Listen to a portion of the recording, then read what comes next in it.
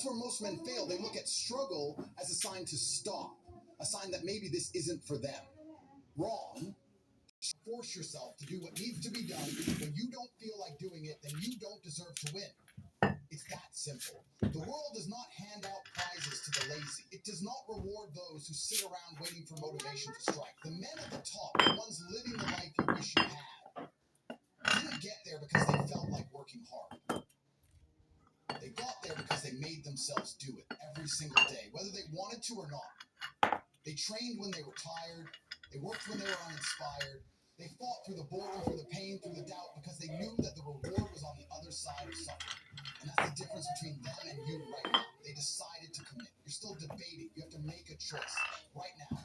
Do you want to live as a spectator, watching others win, convincing yourself that maybe one day you'll take action? Or do you want to be the man who dictates his own future, who bends reality to his will, who is hesitating? Imagine if every second you spent making excuses was spent working towards something real. Imagine if instead of complaining about how hard life is, you embraced the challenge, attacked it head on, and made yourself unstoppable. Because here's the reality. Nobody is coming to save you. Nobody is going to hand you a perfect life. If you don't take control, someone else will. Which one are you? I made it. You will never see a lion in a zoo with the same fire in his eyes as one in the wild. That's because the one in the wild is fighting every day to survive, to dominate. The one in the cage, he's waiting to be fed. Which one are you? I made a decision. I refused to be the man who sat and waited. I got up every day with one goal: improve, dominate, win. Not once in a while, not when I felt like it, but every single day. And it was brutal. There were days where I questioned if it was worth it, if I was even capable of making it. But here's the thing, those thoughts don't matter. What matters is what you do in response. You either suffer the pain of discipline or the pain of regret. That's it. No one escapes pain. You think avoiding hard work makes life easier? No, it makes it worse. Because one day you wake up and realize you've wasted your best years doing nothing, achieving nothing. And by the time you understand that, it's too late. That's what separates winners from losers. Winners understand that success isn't about feeling good all the time. It's about grinding when you're tired, pushing through when you're frustrated, refusing to quit even when everything inside you screams for comfort. A man who can master himself can master anything. That's the foundation of real dominance. Not just strength, not just money, but absolute self-control. The ability to force yourself to do what's necessary no matter what. That is power. That is the essence of a man who refuses to be average. Look at the world. Everywhere you turn, men are being told to soften up, to relax, to take it easy. And what happens? They become weak, they become dependent, they become shadows of what they could have been. Meanwhile, the few who reject that nonsense, the ones who train their minds and bodies to be unbreakable, rise to the top. That's why winners always win and losers always lose, because winners aren't looking for shortcuts. They aren't searching for excuses. They wake up every day knowing that their destiny is in their hands.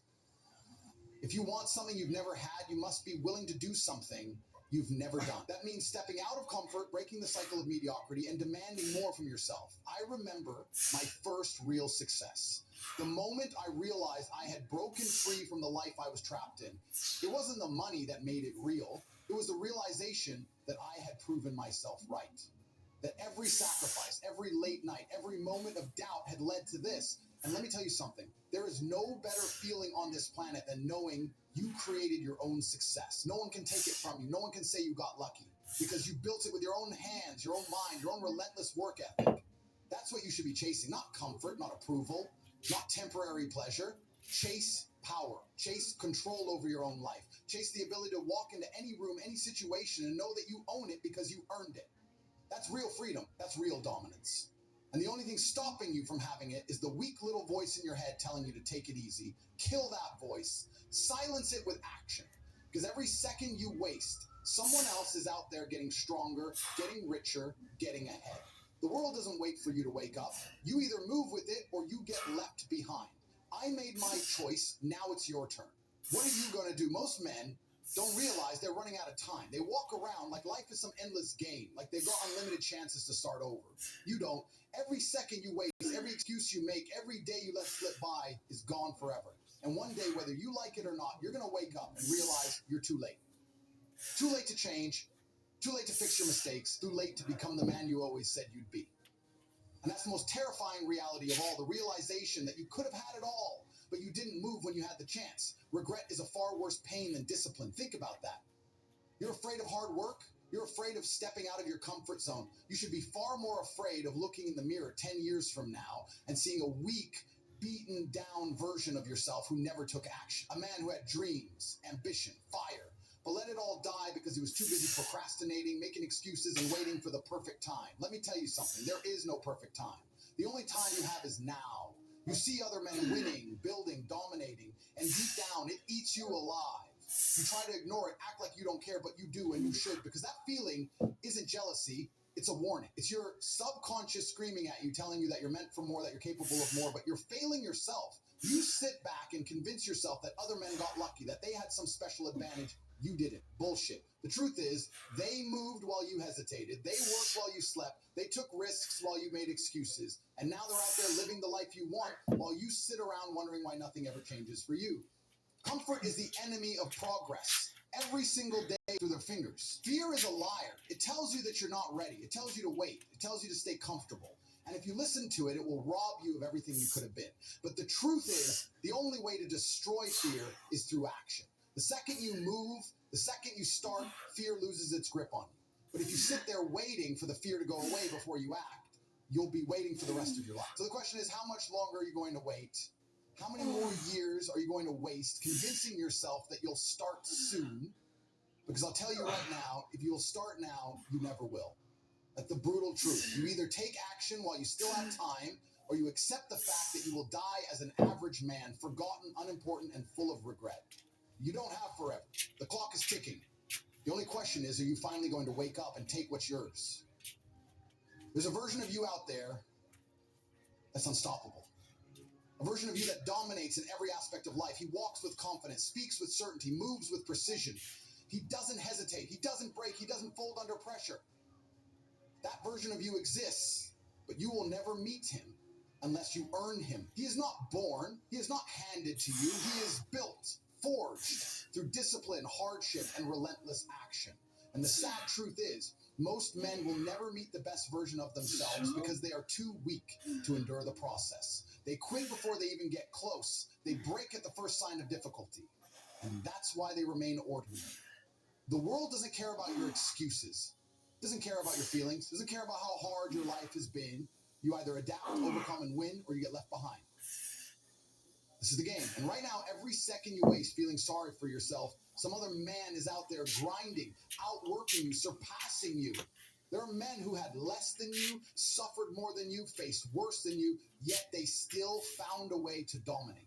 And if they can do it, why can't you? The answer is simple: mindset. They refuse to accept weakness. They refuse to allow obstacles to define them. They refuse to settle. That's why they win.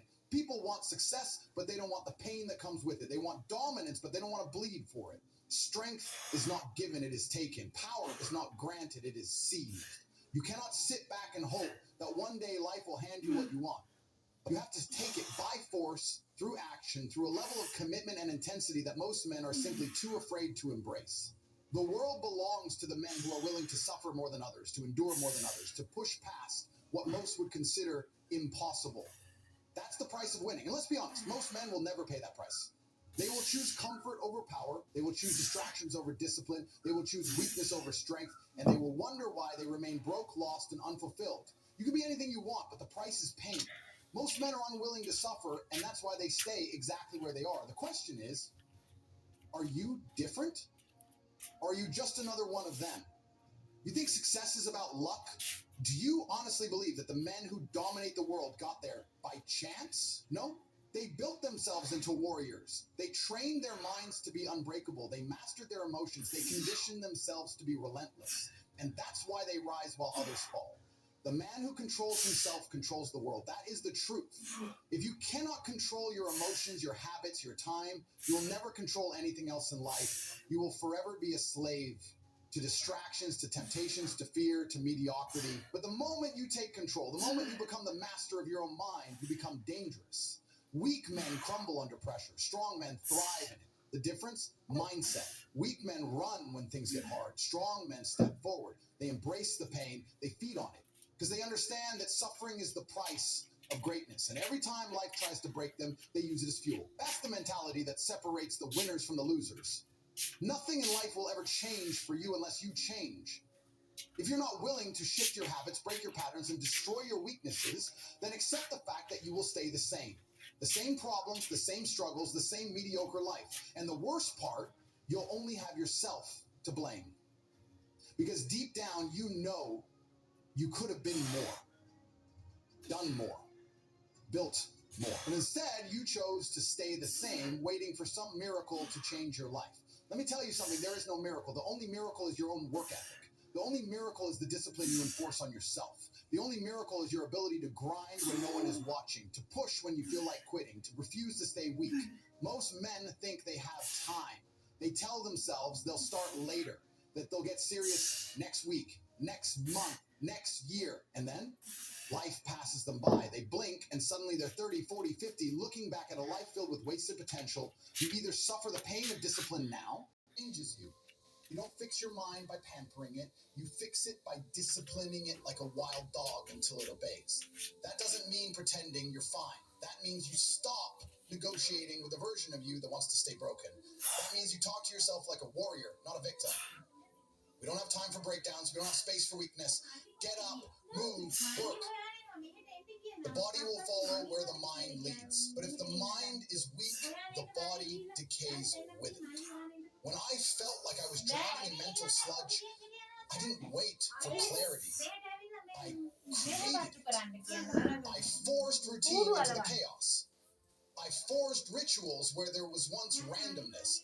That's how you dig yourself out. Not with words, but with will. You ever notice how the men who make it out of hell aren't the ones who cry the loudest? They're the ones who go silent, who cut everyone off, who disappear into the grind. Because they've seen the truth. They've realized that no one's coming to rescue them. They've buried the fantasy. They've killed the idea that someone will understand them so deeply that healing magically appears. That's not healing, that's dependency. And it will betray you every time. Real healing comes when you stop searching for softness and start building strength. If no one helps me, I'll help myself. That sentence alone can change your life forever. Pain isn't special. Pain is universal.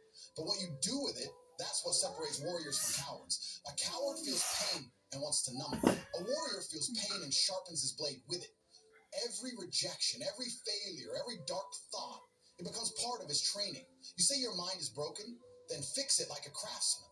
Sit with it, understand it, reshape it. I will not die in this state. I will not let this be my legacy. That's the kind of thinking that breaks curses. That's what resurrects a man from his mental grave. If you're reading this thinking, it's too late for me, you're still missing it. The moment you're aware of your chains, you're already halfway free. What keeps you trapped is the belief that your feelings are final. They're not. They're temporary. They're chemical signals, not eternal truths. Just because I feel worthless doesn't mean I am. Just because I feel lost doesn't mean I can't chart a path forward. That internal rebellion is what makes the difference. That refusal to accept your current state as permanent. So here's your choice. Stay safe in your sorrow, wallow in your story, make excuses, blame, cry, wait for understanding, wait for motivation, wait for a feeling that may never come. Or get up, grab control, create structure, make a schedule, cut the poison out of your life, bad food, weak friends, useless habits, become a man of action. And when the darkness returns tomorrow, you hit back again, again, and again, until your mind learns who's boss. That's how you win. That's how you rebuild. Not with help, with hunger. You don't rise by waiting for the storm to pass. You rise by walking straight into it with blood in your mouth and a reason to keep moving. There is no version of your life where you magically become who you're supposed to be without pain. Everyone wants the glow, no one wants the grind. But life doesn't hand out trophies to men who feel sorry for themselves. You think the world cares that you're struggling? You think life gives a single damn that you're depressed, that you're tired, that you don't feel like it today? It doesn't. The clock's still ticking, the sun still rises, and every day you hesitate is another day the enemy gains ground on you. An enemy named comfort, weakness, softness, passivity. You either fight back or you drown. They told you to take it easy, to heal slowly, to be kind to yourself. And you listened because it felt good. But now what? You've spent months babying a mind that needs to be trained, not coddled. Rest isn't recovery when it becomes your identity. That voice in your head telling you to wait, to delay, to breathe, that's not peace. It's paralysis disguised as self-care. Healing isn't about feeling better, it's about becoming unrecognizable to the version of you that broke in the first place. The truth is, your life changes when your standards change. When you say, I don't negotiate with the weak version of me anymore, that's the moment the shift begins. Not when you feel better, but when you decide to be better regardless of how you feel. I've seen men come from nothing, scarred by betrayal, crushed by addiction, haunted by depression, and rise like monsters. You know why? Because they got sick of the story.